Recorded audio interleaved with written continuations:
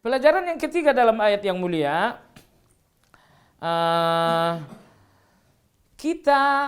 Allah tadi menyebutkan mahar dengan ujur. Ujur itu artinya adalah upah. Itu arti dari upah. Nah, jadi Allah Subhanahu wa taala membahasakan mahar dengan ujur. Ujur asal artinya adalah upah. Seakan-akan mahar yang diberikan kepada seorang istri adalah upah dari seorang suami. Kenapa demikian? Kenapa Allah membahasakan mahar dengan upah? Jamaah sekalian, kalau Anda punya karyawan, tentu Anda harus membayar upah, membayar gaji. Nah, gaji ataupun upah itu tentunya tawar-menawar antara kita dengan mereka. Baik, kamu kerja di sini, pekerjaannya begini-begini, berapa upah kamu? Nah, upah karyawan ini adalah hasil tawar-menawar antara kita dengan mereka. Sehingga upah ini adalah titik kesepakatan antara kita dengan mereka. Nah, ketika mahar oleh Allah dinamakan dengan ujur, berarti tidak ada patokan mahar itu harus sekian. Tetapi patokan itu adalah apa yang menjadi angka kesepakatan antara kita dengan mereka. Kita bicarakan berapa mahar kamu? Kita tanyakan. Ya, kita tanyakan. Jadi oleh sebab itu pelajaran ketiga bahwa mahar dalam Islam tidak ditetapkan pada angka tertentu, tetapi mahar itu adalah kesepakatan antara seorang suami dengan calon istrinya. Kenapa? Karena Allah menyebutkan mahar dengan ujur yang berarti upah. Dan upah itu adalah tidak pasti upah karyawan harus sekian. Enggak. Upah karyawan itu adalah kesepakatan antara karyawan dengan bosnya. Demikian pula dengan mahar, kesepakatan antara seorang calon suami dengan istrinya. Jadi tidak ada angka yang sifatnya pasti mahar itu 1 miliar misalnya gitu. Enggak ada angka seperti itu. Baik. Pelajaran berikutnya jemaah sekalian, ayat ini menjadi dalil dalam mazhab Syafi'i bahwa mahar harus berbentuk benda. Harus berbentuk benda. Karena mahar dalam ayat ini disebutkan oleh Allah dengan ujur. Disebutkan dengan ujur, maka mahar itu harus bersifat materi. Entah uang, entah emas, entah rumah, pokoknya bersifat materi. Karena apa? Mahar itu ujur, upah. Jadi Anda tidak bisa, aku nikahin kamu, maharnya apa? Maharnya aku jadi orang baik untuk kamu. Maharnya aku mesra untuk kamu, aku harmoni untuk kamu. Atau misalnya maharnya apa? Aku masuk Islam untuk kamu. Aku menghafal Al-Quran untuk kamu. Dalam mazhab Syafi'i yang sifatnya bukan materi tidak sah dalam mahar. Kenapa? Ini dia dalilnya ayat ini. Allah sebutkan mahar itu ujur, yaitu upah. Maka mahar itu adalah sesuatu yang bisa jadi upah. Ini bisa jadi upah, berarti itu bisa jadi mahar. Udah kamu belajar kamu kerjakan pekerjaan di proyek saya. Upah saya berapa? Oh iya, upah kamu pokoknya saya senyum buat kamu. Pokoknya saya baik buat kamu.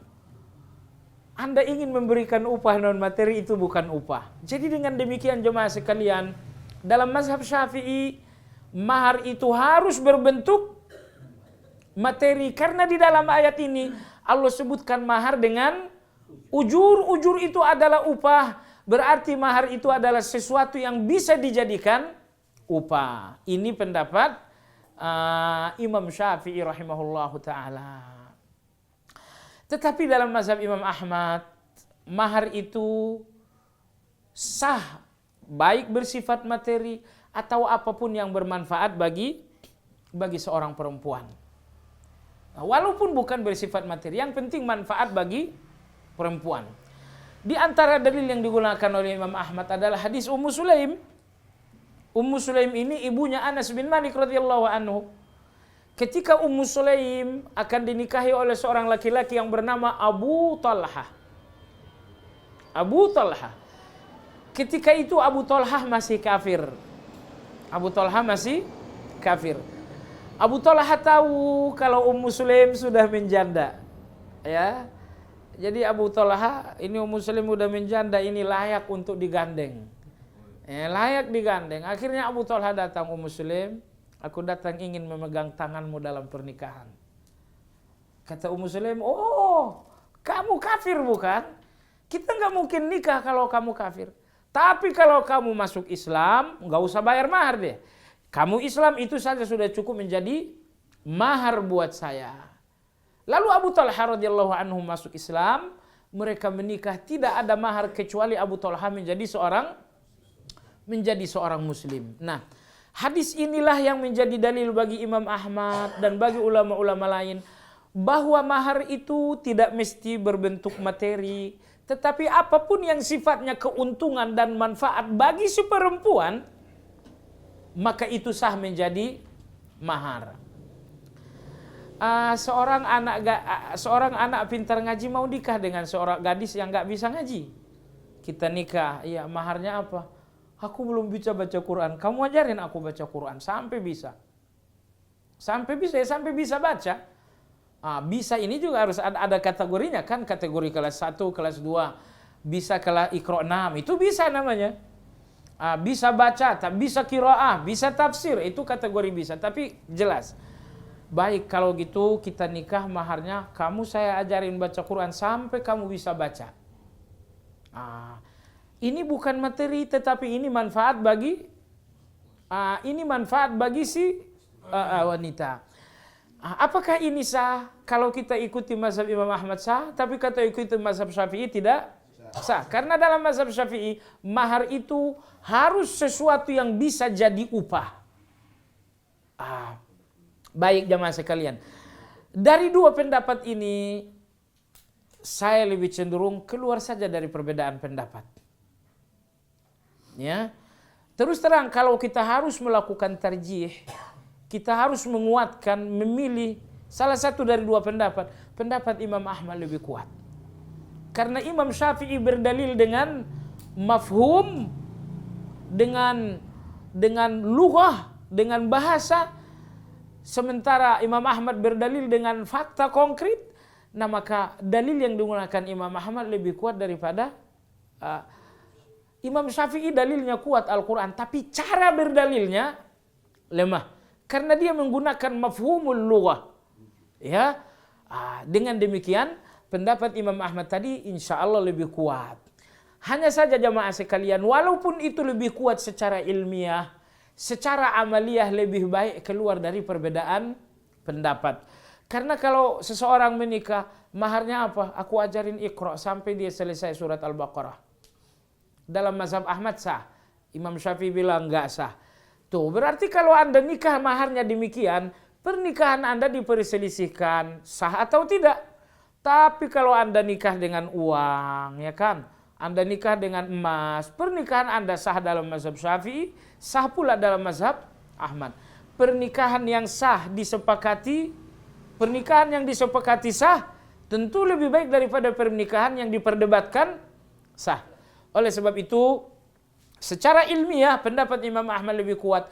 Namun secara amaliyah kita keluar dari perbedaan pendapat. Maka kalau nikah, berikanlah mahar yang layak dan bisa menjadi upah. Dalam hal ini sesuatu yang bersifat materi. Entah itu uang, entah itu emas batangan atau emas kalung, atau kalau enggak rumah sekalian, ya, atau kalau enggak mobil sekalian. Itu semua bisa jadi upah, maka sah menjadi mahar. Wallahu ta'ala a'lam. Tapi harus ada mahar. Nah, pelajaran berikutnya dalam ayat yang mulia bahwa mahar adalah hak seorang perempuan secara total. Ya, begitu seorang suami memberikan mahar kepada istrinya, enggak tanggung-tanggung. Maharnya berapa nih maharnya nih? 1 miliar. Diserahkan kepada calon istri, kepada istrinya. Maka uang 1 miliar ini adalah hak total si istri. Jadi bapak istri mertua nggak boleh minta. Nggak boleh minta. Kalau dikasih silakan. Kalau minta juga sebenarnya silakan. Tapi bahwa ini mahar anakku buat aku yang merawatnya maka maharnya buat aku. Enggak demikian adanya. Maka dalam ayat Allah berfirman ujurahunna.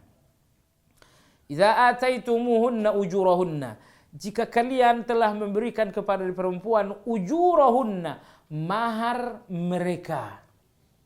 Jadi kata-kata ujur diidofatkan kepada hunna. Ujur, mahar digandengkan dengan mereka. Kenapa demikian? Karena mereka memiliki hak total terhadap mahar tersebut. Maka seorang bapak enggak berhak menagih, ya serahkan 50%, enggak bos. Bahwa kemudian anaknya memberikan, bapak aku akan pergi, cindera mata buat bapak 500 juta. Cindera mata buat bunda 500 juta juga. Akhirnya dia pergi. Ya kalau itu diberikan silakan. Tapi bahwa seorang bapak, seorang ibu merasa hak, kasih 50% itu hak, 30% hak. Tidak, mahar ini adalah hak total bagi seorang perempuan. Ya. Baik jemaah sekalian yang saya hormati, pertanyaannya adalah Allah sebutkan mahar dengan bahasa ujrah yang berarti upah disebabkan karena sesuatu yang dilakukan oleh perempuan bagi laki-laki. Muncul perdebatan di kalangan para ulama. Ada satu yang disepakati tapi ada satu yang dikhilafiahkan. Apa yang disepakati? Wajib bagi seorang istri melayani suaminya secara biologis. Ya, makanya mahar dinamakan upah karena kewajibannya melayani secara biologis di dalam akad nikah yang mulia. Nah, lalu pertanyaan yang kedua ini yang menjadi khilafiah mereka, wajibkah bagi seorang perempuan melayani suaminya non biologis? Datang siapin minum, pakaian kotor dicuci, disetrika, diwangikan. Kalau mau mandi disiapkan anduknya. Ini pelayanan non biologis seperti ini wajibkah dilakukan oleh seorang istri kepada suaminya? Kalau biologis itu sudah selesai itu. Pelayanan biologis itu hukumnya wajib. Kalau sampai ada yang menolak, bukan cuma dosa kecil, dosa besar. Dilaknat oleh Allah dan para malaikat. Wah, jangan coba-coba itu. Nah, jadi kalau istri suka nolak, ajak ngaji ke sini, biar kita ajarin ilmu laknat nih. Perempuan melaknat hubungan biologis, laknat. Ya. Maka ya pelayanan wajib yang dilakukan oleh istri yang hukumnya disepakati wajib adalah pelayanan biologis. Tapi pelayanan non biologis, menyiapkan makan, menyiapkan anduk mau makan, menyiapkan air minum kalau pulang kerja, ini semua pelayanan biologis. Wajibkah seorang istri melakukan itu? Ini dikhilafiahkan oleh para ulama. Ada yang mengatakan wajib, ada yang mengatakan tidak. Menurut antum mana yang lebih bagus? Kalau sahabat-sahabat yang di belakang ditanya, katanya enggak wajib. Katanya enggak wajib. Yang diwajibkan yang pertama aja. Kalau yang kedua ini wajib. Kalau menurut antum wajib enggak? Wajib. Wah, yang kedua ini wajib. Baiklah. Jamaah sekalian, kalau begitu pendapat menengah dalam hal ini, bahwa pelayanan non biologis yang dilakukan oleh seorang istri kepada suami dikembalikan kepada uruf. Apa itu uruf? Adat istiadat. Nah, apa yang berdasarkan kebiasaan orang harus dilakukan istri? Misalnya, berdasarkan adat istiadat Indonesia, tradisi Indonesia, seorang istri melayani makan seorang suami, itu tradisi kita bukan? Itu uruf kita bukan? Iya. Oleh sebab itu, maka istri wajib melakukan apa yang secara tradisi dilakukan oleh wanita kepada laki-laki. Baik. Kalau seorang suami pulang kerja, istri menyuguhkan minuman, tradisi Indonesia kita, tradisi ketimuran kita, demikian atau tidak? Kalau memang itulah tradisi ketimuran kita, maka istri pun wajib melakukan itu. Nah, tapi kalau misalnya suami mau pergi kerja, lalu kemudian dipasangin kaos kaki, dipasangin sepatu sekalian seperti anak TK gitu. Nah, ini lazim gak dilakukan oleh orang-orang timur? Saya pikir ini gak lazim. Maka itu tidak wajib dilakukan oleh. Nah, jadi jangan mentang-mentang nih suami, gua bilang nyungsap loh. Enggak bisa begitu ya.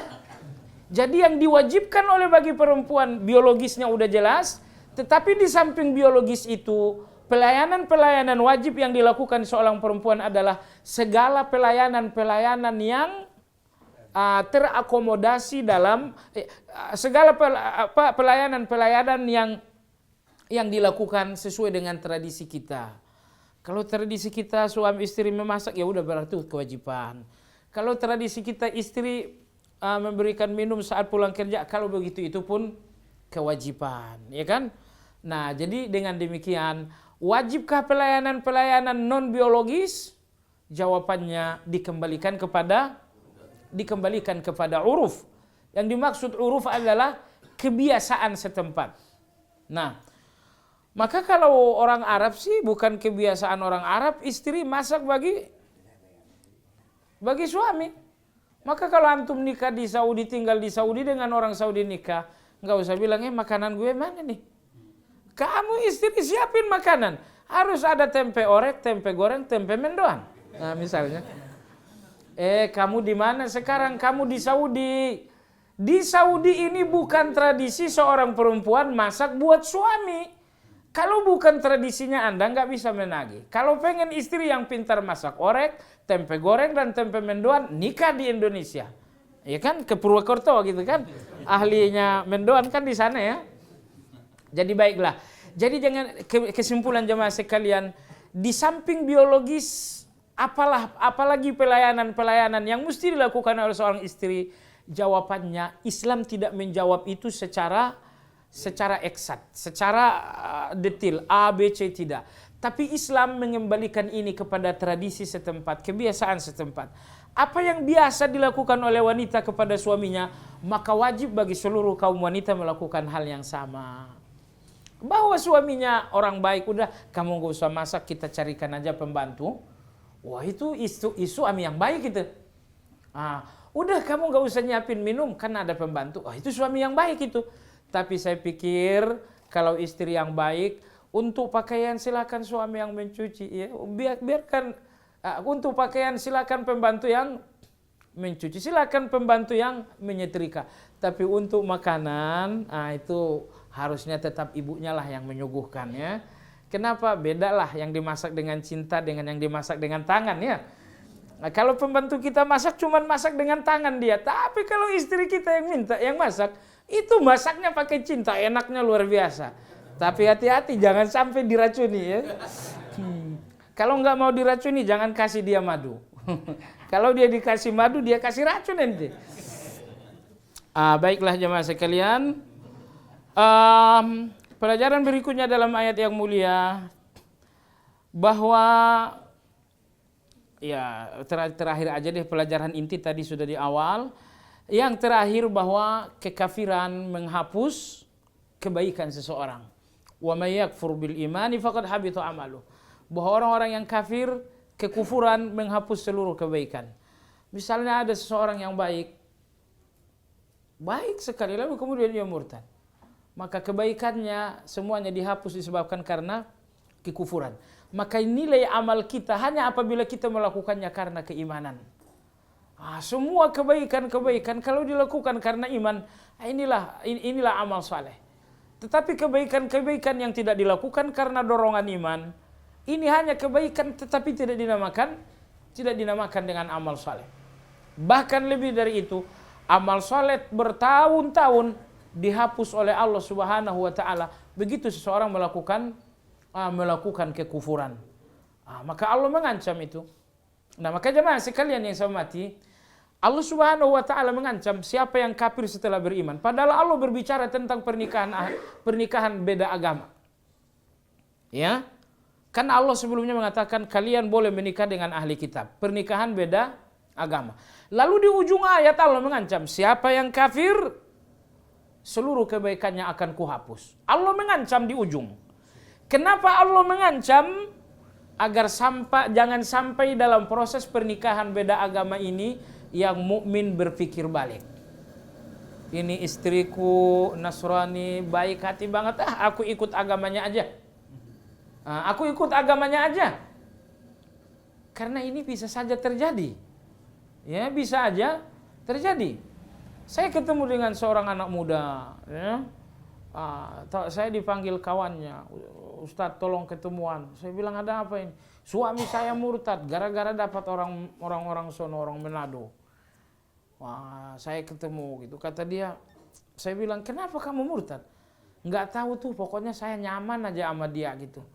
Rupa-rupanya sekarang konsep kebenaran itu berbeda. Kalau yang kita tahu kebenaran itu apa yang ada dalam Quran, apa yang ada dalam hadis itu kebenaran. Tapi di kalangan anak muda, kebenaran itu apa yang membuat kamu nyaman itu kebenaran.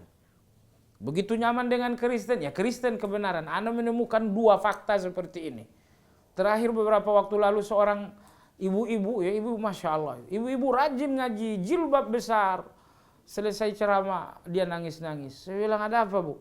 Kata dia, anak saya semester 3 atau semester 4 di Paramadina, itu udah murtad Ustaz, jadi Kristen sekarang. Saya bilang kenapa? Katanya dia nyaman jadi Kristen, makanya dia nyaman itu bukan berarti benar. Tenang itu bukan berarti benar. Kalau nyaman itu benar, mestinya minum minuman keras juga benar. Iya kan?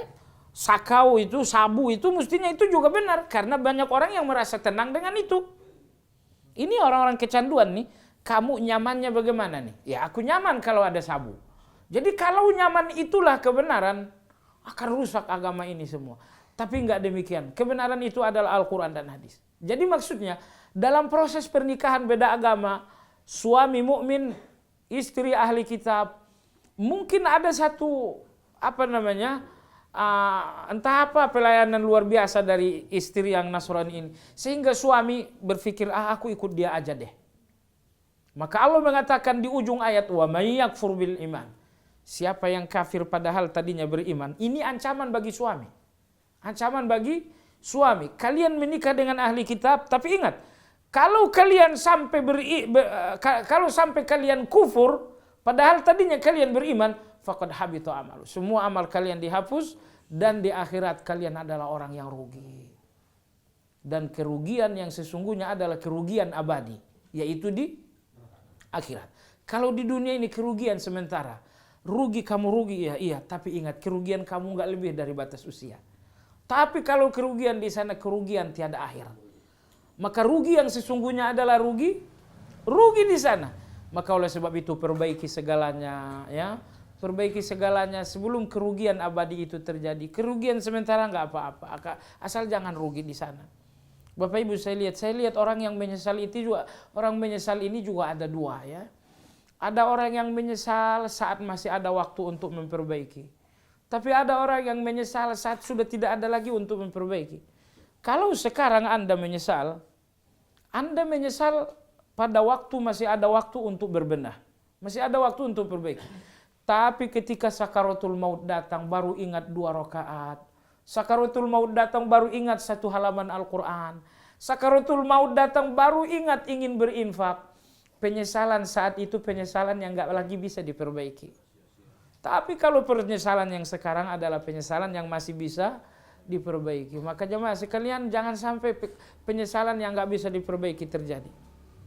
Nah jadi berpikirlah, duduklah, merenunglah.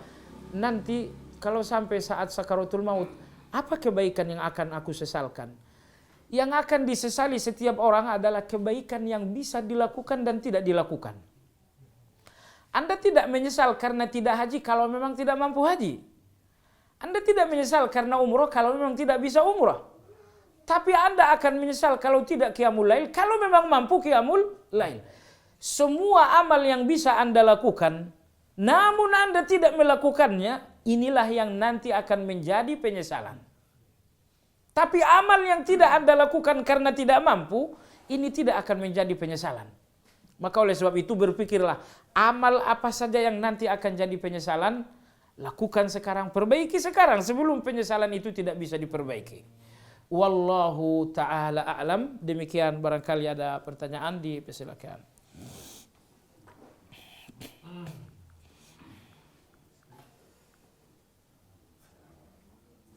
Ada pertanyaan, Pak? Iya, silakan. Fadhal.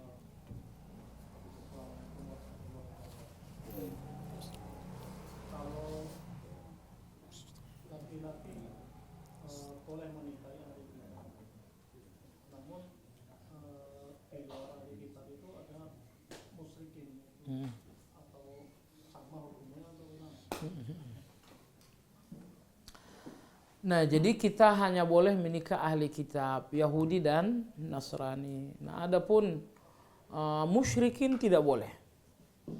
Musyrikin hukumnya tidak boleh. Yang dikhilafiahkan adalah sobiun. Sobiun dalam mazhab Abu Hanifah dibenarkan, tapi jumhurul ulama tidak. Jadi hanya dua agama yang boleh kita nikahi di luar Islam, yaitu Yahudi dan Nasrani. Nah, kalau yang dulu di zaman Nabi udah jelas. Bagaimana dengan Yahudi dan Nasrani yang sekarang? Ya kan mereka tetap ahli kitab namanya.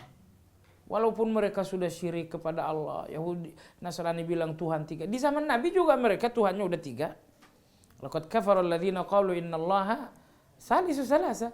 Sungguh telah kafir orang yang mengatakan Allah 3 dari yang ketiga. Yang ketiga dari 3. Jadi di zaman Nabi, Nasrani ini sudah punya keyakinan Trinitas. Namun mereka tetap dikategorikan oleh Al-Quran sebagai ahli kitab. Nah, maka walaupun mereka sekarang begini-begini, tapi mereka tetap ahli kitab, ya. Dan kalau tadi dikatakan sembelihan mereka halal, itu sepanjang mereka menyembelih sesuai dengan syariat kita. Kalau emang mereka nggak nyembelih, ya nggak boleh, ya. Atau mereka menyembelih dengan cara yang beda, mereka menyembelih dengan nama-nama selain Allah, nggak boleh. Yang penting, kalau ahli kitab menyembelih seperti sembelihan kita, mereka menyembelih untuk Allah, tidak menyembelih untuk berhala mereka, maka sembelihan mereka halal untuk kita. Tapi saya pikir kalau Nasrani di Indonesia nggak pakai sembelih-sembelih itu, ya. Kita lihat kalau mau makan tinggal dipotek aja kepala ayam tuh, baru dimasak sama dia. Ya kalau begitu sih nggak boleh. Tapi bukan karena soal sembelihan, tapi karena al-munkhaniqah. Binatang ini adalah binatang yang dicekik. Jadi tidak halalnya bukan karena ini sembelihan ahli kitab, karena memang dia nyembelih, tapi karena dicekik. Kalau soal binatang dicek, jangankan ahli kitab, muslim nyekek juga nggak boleh binatangnya, kan? Ya, pertanyaan lain sudah? Ya, demikian kajian kita, mudah-mudahan bermanfaat. Subhanakallahumma bihamdik, asyhadu an la ilaha illa anta astaghfiruka wa atubu ilaik. Semoga Allah senantiasa merahmati kita semua, memberkahi kita semua, melindungi anak-anak dan keluarga kita di dalam hidayahnya dari dunia sampai akhirat. Demikian, assalamualaikum warahmatullahi wabarakatuh.